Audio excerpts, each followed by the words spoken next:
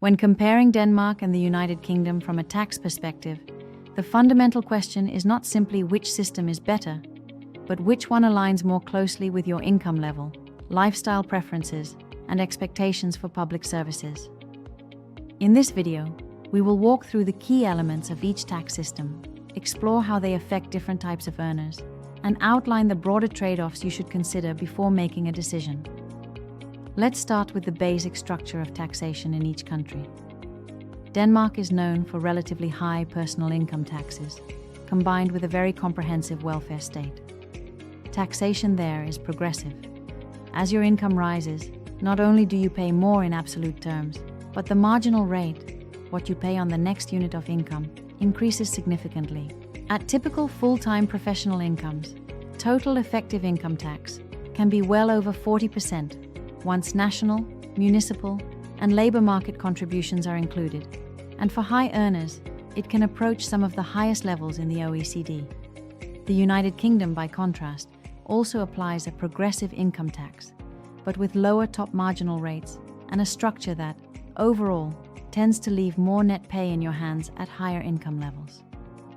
UK residents pay income tax plus national insurance contributions, which function similarly to a social security tax, but the combined burden for middle and many higher earners will generally be lower than in Denmark.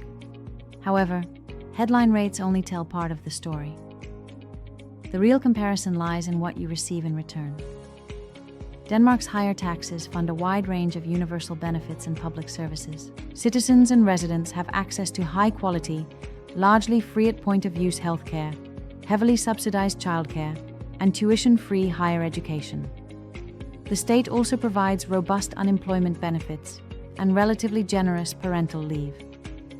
In practice, this means that while you may see less net income in your bank account, a substantial portion of what many people in other countries would pay privately for university fees, health insurance, or childcare is effectively prepaid through taxes. In the UK, public services are more mixed. The National Health Service provides free healthcare at the point of use, but there can be more variability in service levels and waiting times, leading some higher earners to opt for private insurance on top. University education is available, but usually financed through tuition fees and student loans, which shift a portion of the cost from the tax system to individual graduates. Childcare is comparatively more expensive out of pocket, even though there are subsidies and free hours schemes for certain age groups.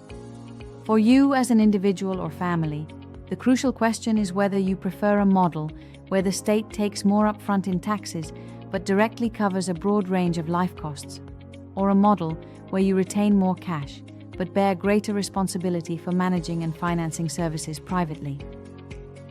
Let's consider how this plays out for different types of earners. If you are a high-income professional, such as in finance, technology, or consulting, the UK is more likely to deliver higher take-home pay relative to gross salary. The marginal tax rates in Denmark at the upper end may feel particularly heavy, especially once local taxes are included.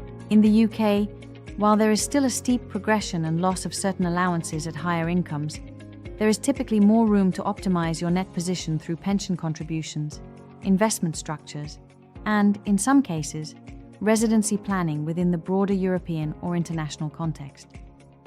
If you are a mid-income earner, for example a skilled professional or specialist, Denmark's system may be more competitive when you factor in non-cash benefits. The out-of-pocket savings on childcare, education, and healthcare can be material, particularly for families with young children or those planning further studies. Over a multi-year horizon, the value of not having student loan repayments or substantial childcare bills can offset a significant portion of the headline tax differential. For lower-income earners, both countries offer social protection, but the structure and generosity differ. Denmark's safety net, including unemployment and social support, is generally stronger, though often contingent on previous labor market participation and union agreements.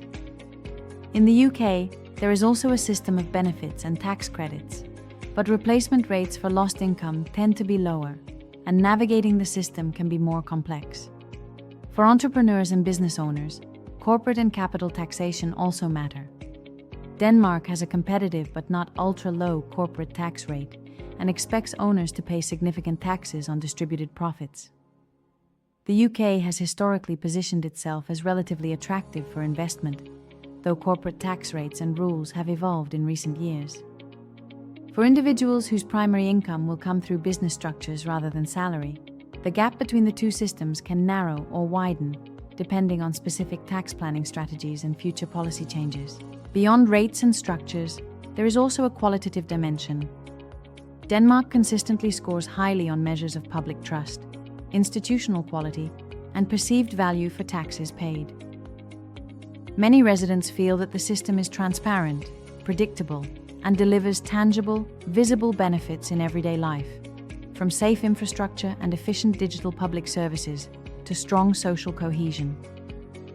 In the UK, the perception of value for money from taxes can be more varied and is influenced significantly by regional differences and political cycles.